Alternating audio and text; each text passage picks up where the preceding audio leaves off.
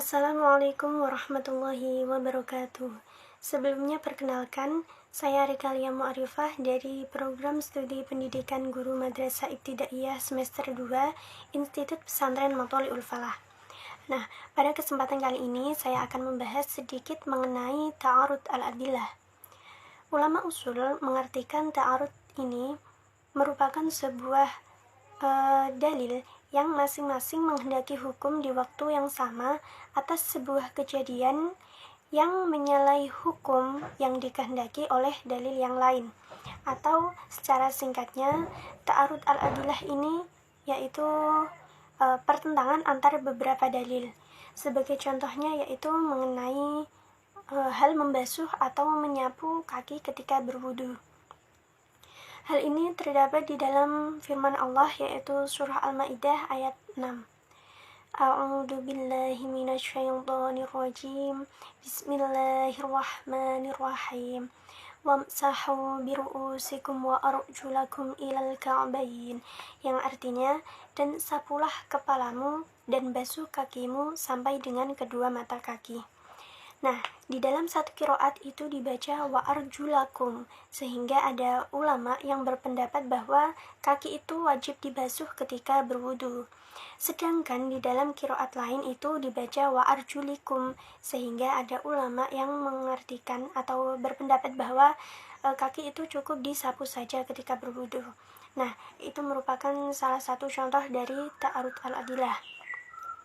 Namun yang harus kita ketahui bahwa ta'arud al-adillah ini hanya terjadi di dalam pemikiran para mujtahid saja, sedangkan dalil-dalil tersebut itu sebenarnya tidak saling bertentangan. Karena ada sudut pandang yang berbeda oleh para ulama dalam menafsirkan dalil, maka terjadilah ta'arud al-adillah ini. Nah, jika terjadi ta'arud al-adillah atau pertentangan antar dalil, maka harus diselesaikan. Cara penyelesaiannya itu ada 4. Yang pertama yaitu al-jam'u wa at-taufiq, yaitu dengan mengumpulkan dan juga mengkompromikan dalil-dalil yang bertentangan.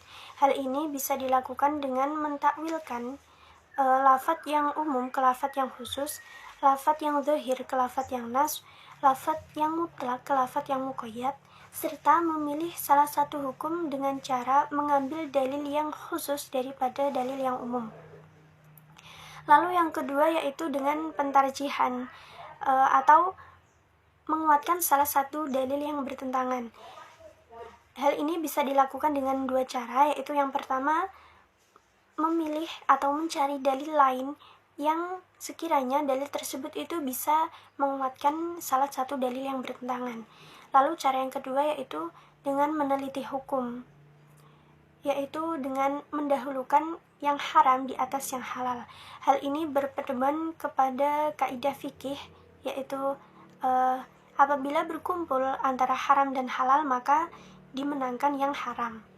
Lalu yang ketiga yaitu nasakh, atau membatalkan salah satu hukum yang terkandung di dalam kedua dalil, tapi dengan syarat harus diketahui mana dalil yang pertama dan mana dalil yang kedua. Lalu yang terakhir atau yang keempat yaitu tafakut dalil lain, yaitu dengan meninggalkan dalil-dalil yang bertentangan tersebut lalu berijtihad lagi dengan dalil baru yang kualitas dalil tersebut itu lebih rendah. Nah, itu tadi sedikit pembahasan mengenai ta'arud al-adillah.